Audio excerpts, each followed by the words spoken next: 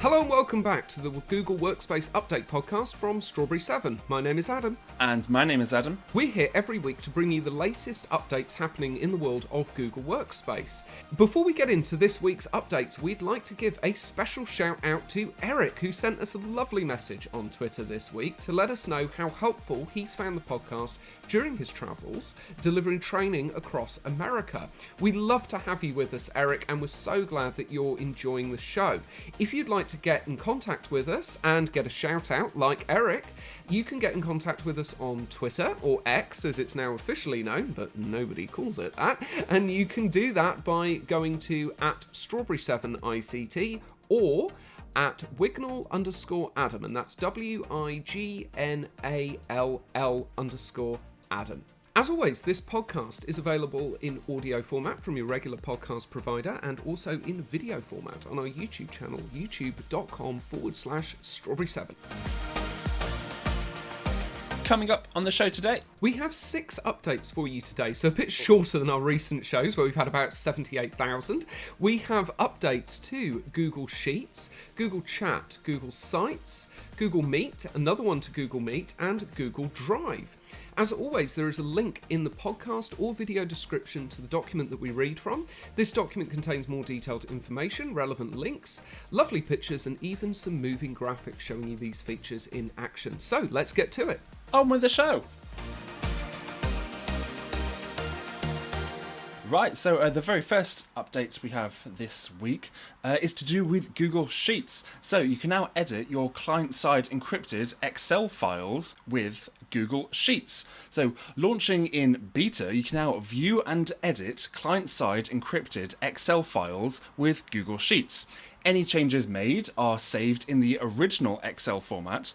Google is making it easier for you to leverage Google Workspace with the tools and formats you already use while preserving confidentiality and your sensitive data, all with client-side encryption. Okay, is it my imagination, Adam? Didn't we recently have an announcement in the updates to do with editing client-side encrypted Excel files, or have I kind of dreamt that? Well, now that you mention it, it does sound hauntingly familiar, but if I cast my mind way back, I want to say you could access Excel files that were using client-side encryption, and the process to do that would be that you essentially make a copy of your Excel file to become a Google Sheets file, and then you could edit that. This sounds like you can actually keep it all within the one file, edit it, and retain the encryption. Ah, okay, so maybe that's the difference then. I'm sure that there's been a previous announcement to do with client-side encryption in Excel files. There have been updates to client-side encryption across all of Google Workspace. Well, we joked about that in the past, haven't we, about how many client-side encryption updates there's been. But you know, this is great to see. Great to see that it's launching in beta initially, and that there's going to be the ability to edit those Excel files that have that client-side encryption on. For anybody new listening, briefly, client-side encryption in Google Workspace is where you can basically have your own encryption system, so your own encryption certificates or your own encryption key. Really helps with compliance and regulatory requirements. And this is just another advancement of that, where, as we can see here, we've got Excel files that have already got that client-side encryption on, and you're now able to edit them. So that's really nice to see. I think you've got a bit more additional details here, haven't you, Adam? Yes, that's right. So Google does have all of their own encryption and all of their own securities in place, but if you would like to add an additional layer of security, then client-side encryption is an option. But with this particular update, so you can only view and edit .xslx Excel file types. So additional Excel and tabular file types are not supported. So if you have a CSV file or other file types that are commonly used with Excel, then they are not supported. It's just I'd say like the normal Excel file type, which is the .xslx. It's difficult to actually say that quickly. Very difficult to say, loud. yeah. It's one of those, you read it all the time, but to actually say it out loud is slightly more tricky. So there is that restriction with this update. Also, the maximum supported file size is 20 megabytes. The maximum number of cells that can be opened, I'm afraid It's only 5 million. Only 5 million. God. I know, right? How puny. So if you have more than 5 million cells within your Excel file, then that will not be supported. So as we continue to improve Office editing in encrypted Google Sheets, you may encounter incompatibilities for certain features. So some features are not displayed or editable, but will be preserved in the document and viewable in Microsoft Office. Other features may be lost or altered in the latest version of the file when it is edited in Google Sheets. You will see a notification within the document if editing will cause any features to be lost or altered. Oh, that's really nice as a notification there, then, at least, to say that the features will be lost. I like that. We're going to lose your features, but we'll tell you about it first. So that's nice to see, at least, that there's going to be a notification there. But it makes sense. We've seen this before, especially with formatting sort of incompatibilities, especially around tables as well. We've seen this in education with Word documents where they lose some of those formatting changes or they lose some of those features when they go across to Google Docs. So that does make sense that there might be some incompatibilities there. Thank you, Adam. What's the getting started on this, please? Okay, so for the admins, client-side encryption can be enabled at the domain, OU, or group levels by going to the admin console, security, access and data control, and then selecting client-side encryption. I've also added a link to Google's Help Center if you'd like to learn more about client-side encryption. But for the end users, if client-side encryption has been enabled by your admin, you could also visit Google's Help Center if you'd like to learn more about working with encrypted files in Drive, Docs, Sheets, and Slides, and I've added a link into our document for that. That's great, Adam. Thank you for doing that. And that makes sense that there's some help articles there, because I think if you've got it enabled, your admin has enabled it, or you are the admin, you've enabled it, and then you're working with those files, I don't think you probably need to do anything that specific. You kind of just open them and it will go, oh, it's client-side encrypted, but I can handle that now.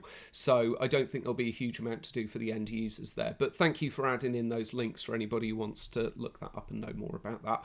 Or if you're an admin listening, like Eric is as a trainer, then you can pass that across to your clients.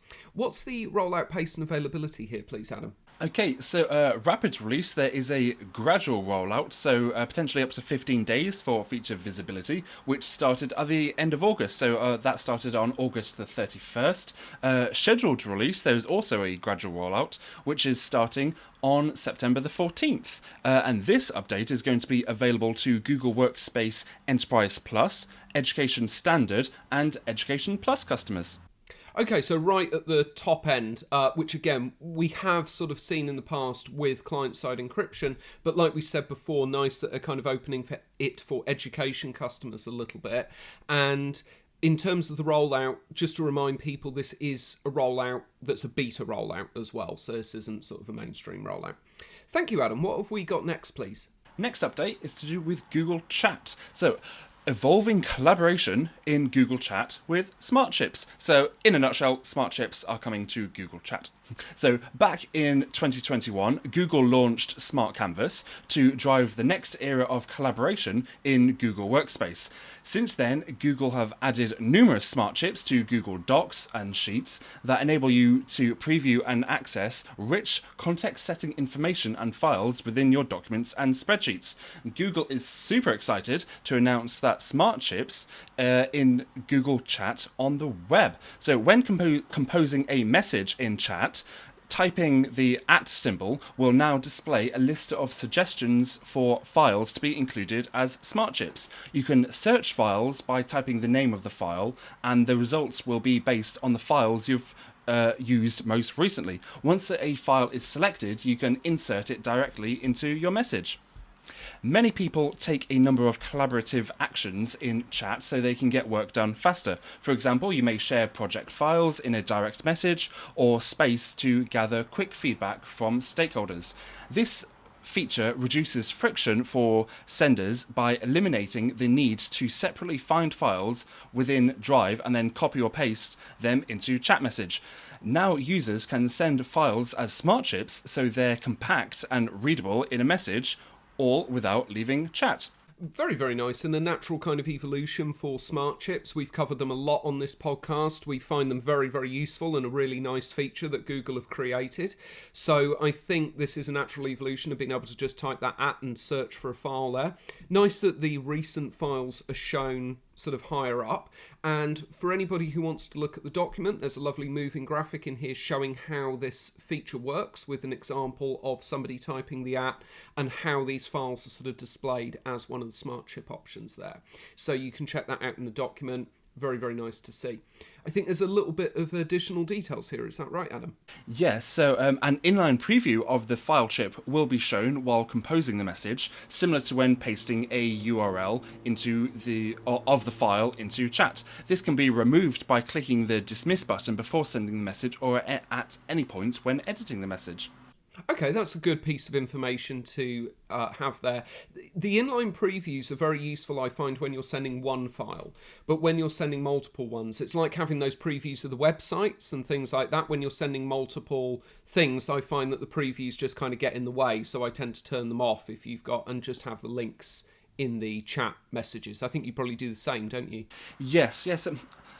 I do like this update. To be honest, I think it was kind of an inevitability that this was going to come to Google Chat because the smart chips, a bit like client-side encryption, really. It's just going all the way through Google Workspace, and they're great. We do love to see it. For me personally, I think it may be more of a case of breaking habits, because I am in the habit of, if I wanted to share a file within Google Chat, I'll either just drag the file straight into the chat window, or I go and navigate through Drive and find the link to the file and then paste that into Google Chat. I do like this update. I know it is handy, but I was just trying to think, particularly for the teachers out there or people that work in education, how many people actually know all their file names? So the option to share your most recently used files, super helpful. I'll probably use that one the most, to be honest, but especially if you have say some lesson planning or something from a meeting.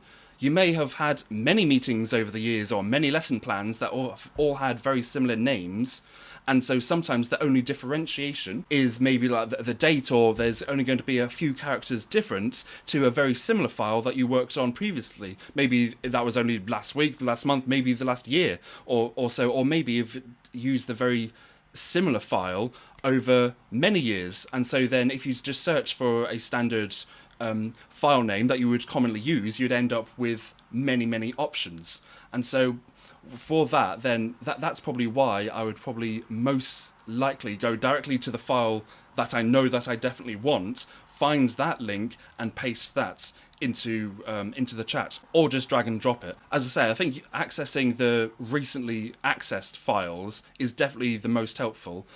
Or maybe if you just happen to know the name of every single file that you have in Drive, then that's just not an issue for you at all. But I'm just kind of thinking that you may have many files that all do have similar file names, or you don't actually remember the exact name of every single file that you have. Yeah, I understand everything that you've said, and I think that's the thing. You can still use the old method, can't you, of going and finding the files. This is just adding something in you as a bit of a smart chip. And I guess maybe having the preview there will help you pick out the right file. But I think you're right. If you've got very similar names across all of your files, then it might be a bit difficult to sort of navigate through that. But at least you can still do it the old way. So I think it's options. A natural, yeah, exactly, a natural sort of evolution, like you say, to add this in. What's the getting started rollout pace and availability here, please, Adam? Okay, so for the admins to get started, there is no admin control for this feature, but for the end users, in Google Chat on the web, so bear in mind this is only on the web, type the @ symbol followed by the file name to search for a file and insert it directly into the message. I've also added a link to Google's Help Center if you'd like to learn more about sending and sharing files in Google Chat. And a note on this that mobile users can still receive and click on smart chips, but cannot insert them into the Chat mobile app at this time. So I expect we will probably see that in a future update, but this is only for Google Chat on the web for now. Rollout pace, rapid release. There is a gradual rollout which started on September the 1st. Scheduled release, full rollout, so only 1 to 3 days for feature visibility, is starting on September the 15th. And this update will be available to all Google Workspace customers as well as users with a personal Google account. Yep, that makes a lot of sense right across the board, so that's really good to see. Thank you, Adam. What's the next update that we got, please? Next up, we have a Google Sites update. So, expanding branding and customization capabilities to Google Sites. So, last month, Google introduced the expanded branding and customization capabilities in Google Slides and Google Forms. We covered that on this podcast only a couple of weeks ago. Google is excited to announce that you can now easily and quickly create with high quality pre-designed themes for Google Sites as well. So this sounds like it's a very, very similar update that we had previously for Google Slides and Google Forms, and that has just now been extended to Google Sites. So once an admin distributes branded material to users within their organization, they will have access to a consistent set of design elements that align with your company branding. This includes fonts, branded colors, logos, a header image, and other theme settings like custom site width and page frames that users can employ when creating a new site or editing an existing site. These features enhance brand consistency across an organization. Admins have the ability to assign a domain template to all users in the organization or specify particular templates for certain workgroups. Really useful update. I mean, when we talked about the last one that was related to Google Slides and Google Forms, we talked about how it's so useful to create that consistency across an organization and to be able to deploy that as an admin. So really nice to see this come to Google Sites as well. And I think anybody who is using Google Sites within their company will find this very, very useful to deploy across, so that, say, marketing department or somebody like that who's using Google Sites can have that consistency and have that sort of almost library to pick from within their templates and keep everything consistent across the board there, because it is a real challenge when you're trying to create that consistency, and some people just struggle to create that consistency on their own, to put it in the most diplomatic way possible, and do need some of that kind of restrictive guidance to say, look, this is the width that you need to create, these are the colours you need to work with, these are the logos that you need, and things like that. And even having something simple like a company logo, it's quite amazing how companies can really, and especially schools, can really struggle with that. You know, how many times, Adam, have we asked for a school logo and they sent us like the headed document in a Word document, so it's in Word format and it's in there and it's absolutely tiny, it's like the size of a stamp. It's a photo of a black and white fax that was then scanned on an ancient sent in scanner. 1993. Yeah, it's really strange how they just don't have a decent high-res version of their logo, or they don't know where that is on their system. So it's, and I'm not saying companies are like that, companies are a bit better at sort of having that, but when you're creating a site as a person, if you don't have access to that, it's very tempting to just go to the company website, for example, and pull it off of the company website or screenshot it off of the company website. And people don't often realise that web images are severely reduced in terms of quality and things like that. They run through filters. So it's best to start with a much better image. I know that Google Sites is going to go up to an internet site effectively and be reduced, but it's good to start with a high quality image to begin with. So I think this is a really nice update and great for admins to be able to deploy this. On that subject, Adam, how do people kind of deploy this? How do admins deploy it? And then what's the experience like for the end users? Okay, so the getting started for the admins, these features will actually be off by default and can be enabled at the domain, OU, or group level. Within the admin console, go to Apps, Google Workspace, then Setting for Drive and Docs, templates, default themes and templates, site default themes. I've also added a link to Google's Help Center if you'd like to learn more about default templates and themes. But for the end users to get started, if enabled by your admin, access the domain theme in Sites by clicking on Themes in the right panel. Select the configured domain theme that is displayed at the top of the theme sidebar to apply it to the site. I've also added a link to Google's Help Center if you'd like to learn more about changing how your site looks. I would also completely agree with everything that you've just said, Adam. I think you may have mentioned it only once or twice there. However, the key word really is consistency. It's great, just keep it consistent. And what you were saying about wondering where the logo is and things like this, once you have this consistency and the default themes all set, nobody needs to know where it is because it's already set by your admins. So you wouldn't have to worry, do I have this? Do I have this? How can I make this pretty? Well, it's already been pre-configured by your admins, so then it'll just look nice and pretty all the time, as long as your admins made it look pretty. Yeah, I completely agree with you, Adam. Yeah, you're right. You've got to have the right information going up from the admins, but our experience has been that IT people are quite fastidious about these sorts of things and do get it quite consistent, and make sure they've got a high-res version and things like that and understand that sort of nuances of those different elements. So yeah, I completely agree with what you've said there, Adam. What's the rollout pace here and availability, please? Okay, so a rapid release and scheduled release. There is a gradual rollout for this update, which started on September the 5th, and this update is available to Business Plus, Enterprise Standard, Enterprise Plus, and Education Plus customers. Interesting. So it's quite restrictive as to the tiers that it's available on, not even Business Standard, so even we wouldn't have access to this. It's starting at Business Plus. That's quite interesting that they've put it at a slightly higher level, but maybe they're thinking that really only customers who are on Business Plus might use Google Sites as maybe an intranet site or something like that. So maybe that's what they're thinking. Yeah, I can't actually remember without looking it up if that matches the availability for this update when it was on Slides and Forms.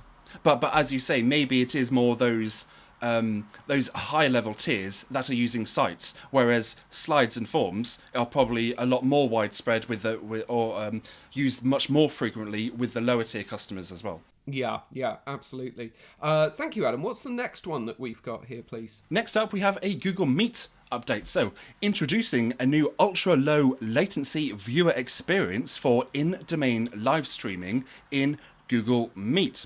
So Google is introducing a new ultra-low latency viewing experience for video meetings that are streamed within an organization. So this is not just a standard Google Meet meeting. This is a live stream, but a live stream that is within your organization.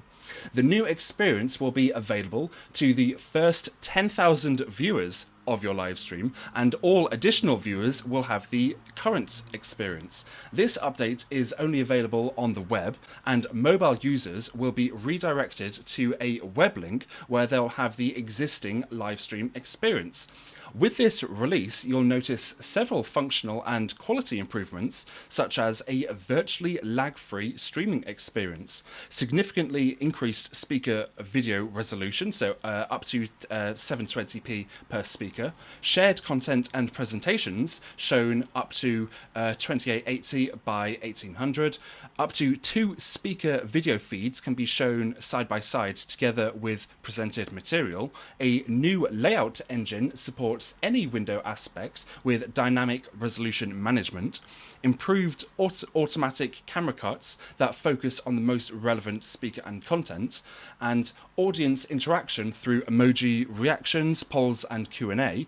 Support for captions and translated captions are coming in a later update. These updates will be available for Google Meet on the web and Android devices. Google plans to introduce support for Meet mobile apps by the end of 2023, which will include an immersive full-screen live streaming experience for both iOS and Android devices, and Google will share an update when that becomes available. Okay, very interesting update. Not something that's particularly relevant for us, but as we've said before, we found some of these updates are relevant to these bigger organisations that do this type of stuff. Maybe we'll do a bit of a live stream demonstration or something in the future, who knows. But this is an interesting update, and I'm very interested in the moving graphic that they've chosen for this particular update. So from the moving graphic, what I'm guessing is that this is what they're showing here in this moving graphic is a live stream of a video that's obviously been pre-recorded and something that they're launching as kind of a trailer or a sort of a teaser of something that these particular people are working on, and then the speakers are coming in to talk about it, I guess. So I'm guessing in this instance you've got maybe the producer and you've got somebody else from Google, let's say, or something like that. So I guess that's what they're talking about here, is when you've got a live stream and you've got very low latency, i.e. you're on a very fast connection and you're able to sort of stream this stuff out at very high speed, and then Google is allowing the speakers to view that at a very, very high res and very good experience to match what you're streaming out at. I'm guessing that's kind of what they're talking about here. Yes, absolutely. And in the example that we have within our document, and you can find a link to that document in the podcast description, it looks like they're using every option to show off this feature, obviously. So they're doing the emoji reactions, they're doing Q&As, they're changing the key speaker. Everything is happening basically instantly, which is great. So if that is actually the case, then happy days. So then if you are somebody that does do live streaming within your organisation, then the lucky first 10,000 people to your live stream will have this lovely new virtually lag-free experience. Yeah, and it makes sense. Actually, it's a good point that you bring up there, Adam. I think they have limited that to the first 10,000 people because obviously Google has a limit on what they can stream out at that high resolution or high experience to as well. And if you are in a situation where you're live streaming out and you are wanting to have this high level experience, I wonder if you can cap that at 10,000 and you can actually say to people, hey, look, we've got this live stream, but it's capped at 10,000 viewers. So you're going to see it in HD or not at all. Yeah, that's right, because you kind of create like an air of exclusivity if you're at that sort of level. You know, it's like having tickets to a concert, isn't it? You could sell 500,000 of them, but if you limit it to 50,000, it kind of... Because it's all about your brand. And so if people, especially if you're a big brand, well, no, too much irrelevant on the size of your brand. If you're putting your brand out there, you'll only want people to see your brand at its best. And so you wouldn't, so especially if it is a concert or something, then you wouldn't want, oh yeah, you can join, but it's going to be really low quality. It's like, no, you don't want that. You want everybody to, whenever they experience your brand, it's always the highest available quality. Yeah, that's right. I completely agree with what you're saying there. What's the getting started here, please, Adam? Okay, so for the admins, I've added a link to the Google Help Center if you'd like some more information about turning live streaming on or off for Meet. For the end users, when enabled by your admin, you can also visit Google's Help Center if you'd like to learn more about live streaming a video meeting. But for the viewers out there, you can join live streams as before. Reactions, polls, and live Q&A work just like they would in a regular Meet video meeting. For the live stream hosts, live streams are scheduled and managed just as they were before. Reactions, polls, and live Q&As are integrated with the Meet call and managed as usual. Automatic camera cuts are triggered by speaker activity without any host action required. That's an important point to note, that those cuts are triggered by speaker interaction as well, because we have it sometimes on this podcast even where there'll be a bit of noise in the background and it will kind of cut to me if I'm not speaking, or you if you're not speaking, and things like that. So just bear that in mind if you are going to do one of these live streams. You probably are going to anyway, but just make sure you're in a sort of quiet, controlled environment so that you're not accidentally having those speaker cuts that interrupt anything that you're doing.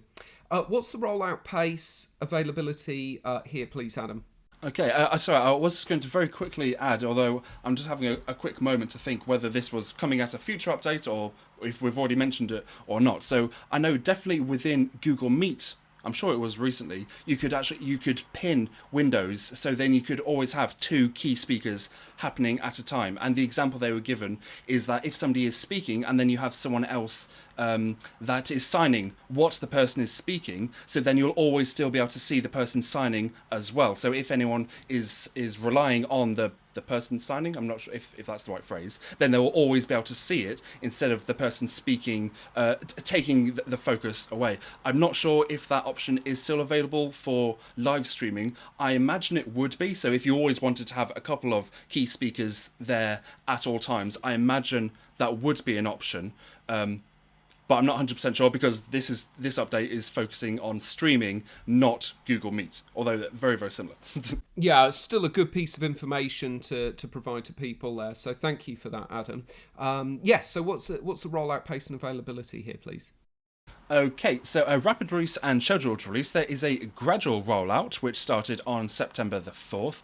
Scheduled release, there is an extended rollout, so potentially up to 15 days for feature visibility, which is starting on September the 18th.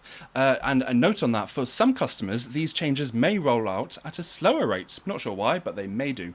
This means some customers may not actually receive this update until the fourth quarter of 2023, with the latest being December 2023. Okay, a bit vague there, just saying some customers, but that's still good information to know.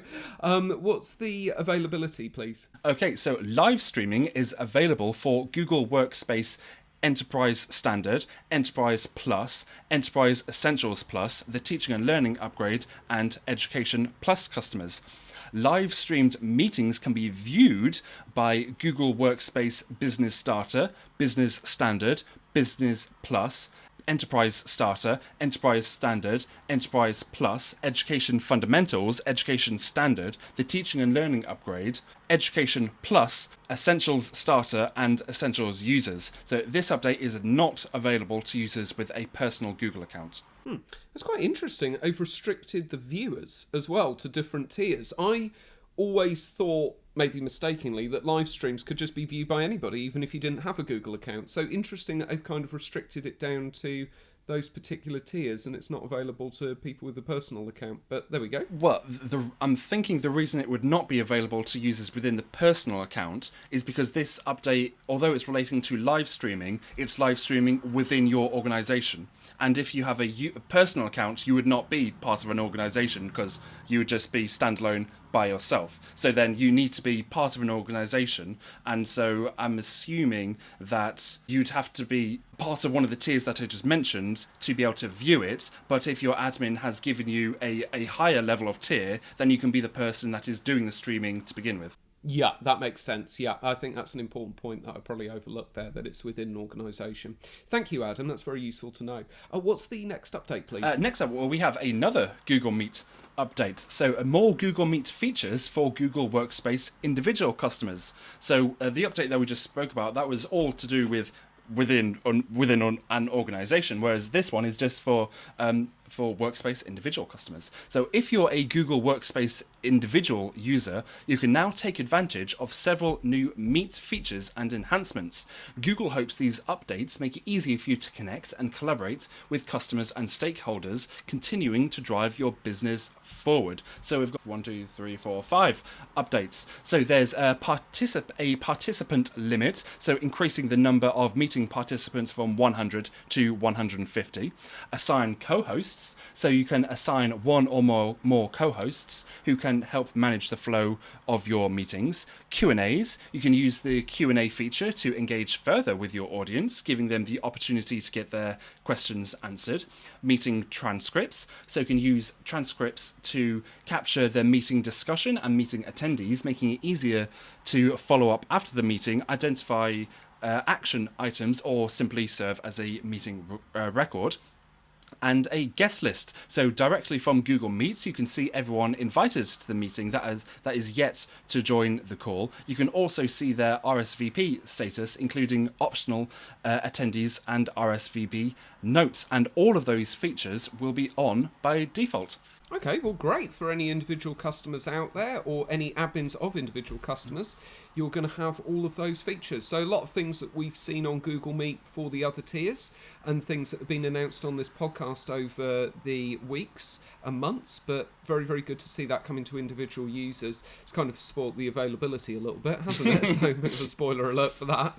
But what's the getting started here, please, Adam? Okay, so obviously for the end users out there, which may be the individual users, subscribers even, you can... We'll have to wait, Adam. We'll have to wait for the availability. Spoilers. You can visit the Google Help Center if you'd like to learn more about adding co-hosts to a meet, asking participants questions within the meet, and viewing the calendar guest list in the meet. And I've added links to all of that within our document. Meeting transcripts can be accessed via the activities panel. To end the transcription, the user can click stop transcription and it will be saved to their Google Drive. Fantastic. And what's the rollout pace and availability here, Adam? Although I think everyone's worked that out by now. So a full rollout started on September the 5th. So by the time that this podcast goes out, this should have been fully rolled out, and it will be rolled out to Google Workspace individual subscribers. Oh, wow. Shock horror. Thank you very much, Adam. That's great to hear. What's the last update? Okay, this is a Google Drive update. So you can now lock files more easily in Google Drive. So Google is adding the option to lock Drive files by right-clicking the file, selecting file information, and then clicking lock. Locking a file makes sure reviewers can't change a file. Edits, comments, and suggestions cannot be added to locked documents. This update simplifies and streamlines the process of restricting files in Drive, which was previously only available through the Google Drive API or through file approvals.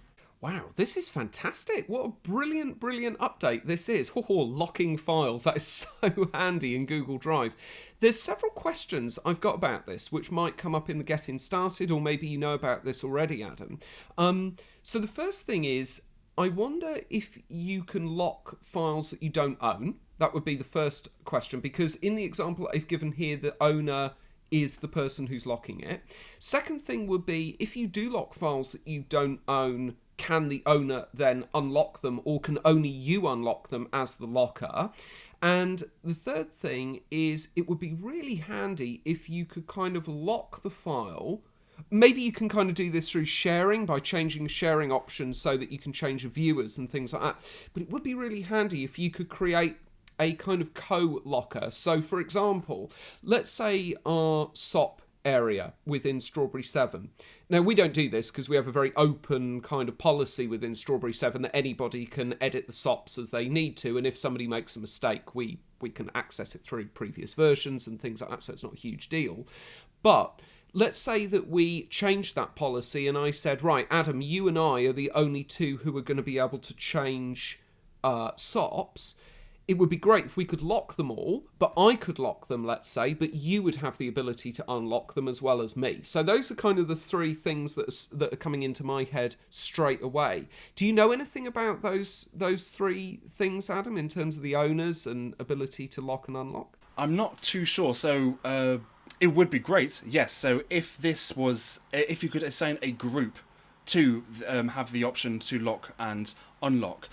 So I do know that you need to have edit access to the file in order to lock it in the first place, but I'm not actually too sure if you need to be the owner of the file. So, for example, but then what about if a file was in a shared drive? Exactly. That's what I was thinking, yeah. There isn't really an owner, it's just that the file is there, it's within the shared drive. So it is an interesting thought. I must admit, when I first saw this update, I wasn't quite as excited as you were.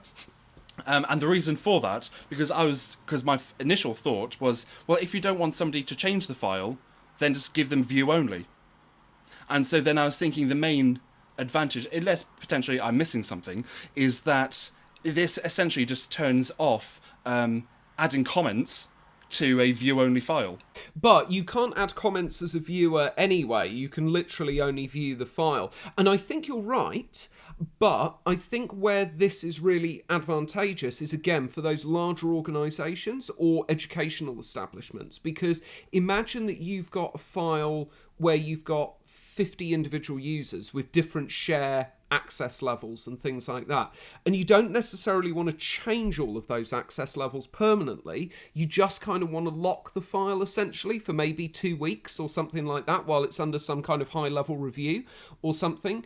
I think that's where this feature is really useful. Yes. I just had a quick thought actually. So I'm definitely leaning towards the side of this is actually quite helpful. So if it was within a shared drive or not, and for example, everyone has edit access to that shared file. Maybe you've updated a policy or something like this, and then you just want to lock that file because this is the final version of the policy. You don't want anyone else to go and edit it, but you do not have permission to change other people's permissions to that file because that would be set at your admin. So this is from a user's perspective. So you cannot change. You cannot take away the edit access to everyone else that also has access to it, but you just want to lock it because it's the final version. And so it's a bit similar to making it view only, but without needing your admin to change permissions.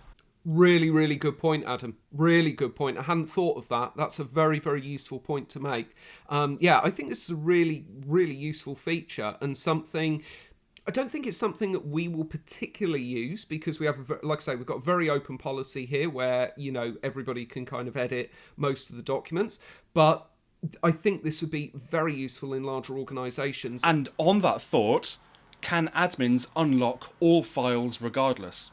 Yeah, because then point. what would can happen? An admin kind of override it? Sorry, I'm just going away. But thinking out loud. Or if a user has locked files, but then they leave your organisation, if their files are then say transferred to the admin account or to just transferred to another user, are they automatically unlocked, or do they stay locked but with the new owner as the person that locks them? Yes, I think those are really good points as well that you make, Adam. Yeah, a little bit more questions than answers on this update, but it's I think fundamentally a great update. I would just say to anybody listening out there, I mean, Adam's going to talk about the help articles which are here, but just for some of the things that we've kind of thought of immediately, I would definitely recommend that you check out the help articles there, which will hopefully have some more details in there. And if you are like us, having those questions and they aren't answered in the help articles, either drop us a message and we'll see if we can find the answers for you, or you can contact Google directly, of course, and ask those questions either through the forums, or if you've got a Google tier level, then you can contact Google support directly and ask them those questions.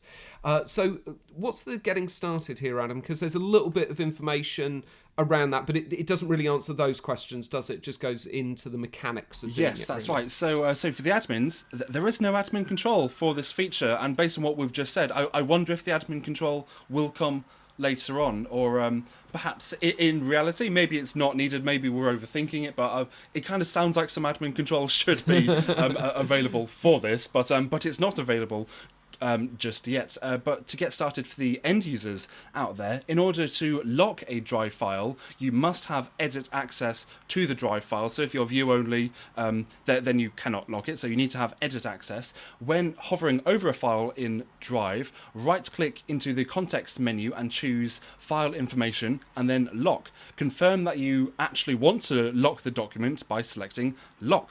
Once locked, nobody can make edits to the doc until it is unlocked. So literally imagine it's a door that is locked. You cannot go through that door whilst it's locked. Even if you're the person holding the key, you must unlock that door or you must unlock that document before you then want to go through and make any changes. You can unlock a file through the context menu as well. And I've also added a link to Google's Help Center if you'd like to learn more about getting approvals on files in Google Drive. So because they've added that link, that makes me think if you're wanting to access a file that has been locked, just like if you're wanting to edit a file that is view only, you can probably request access or request for it to be unlocked by the person that did the locking. I'm just having a look at that link myself, actually, Adam, and it does say here, after a file is approved and locked, anyone with edit access can unlock the file and make new edits. So I think that's probably, edit access within the sharing context there. So I think there's kind of tracking here, and don't forget as well, you've always got previous versions in files as well. If somebody does go in and change something and you want to roll it back, you'd always have that. But in that link, it does say that anybody with edit access can unlock the file. So maybe that's kind of answered one of the big questions we had there. But I think there was still some sort of relevant things there about owners and things like that. And you brought up some good points about shared drives there, Adam. So by all means, anybody out there who wants to have a try with this, have a little try with it. And I think it is generally a very good update that people are going to find useful. What's the rollout pace and availability here? Okay, so rapid release, gradual rollout, so up to 15 days full feature visibility, started on September the 5th. For the scheduled release users out there, there's also a gradual rollout, but that's not starting until September the 20th. But this update is available to all Google Workspace customers. Oh, fantastic. So all those personal customers can lock their own files from themselves. So that's... But they can also request access to unlock them as well. Exactly, from themselves. Exactly. Yeah. Lovely. No, that's really nice to see right across the board there with all of the different tiers. Thank you so much for all of that information there, Adam. Very useful last update there. And that's it, everybody. That's everything that you need to know about all of the latest updates happening in the world of Google Workspace. Remember that this podcast is available in audio format from your regular podcast provider and also in video format on our YouTube channel, youtube.com/strawberry7. Thank you so much for joining us this week. And we'll be back again next Monday with more updates. Goodbye. Bye.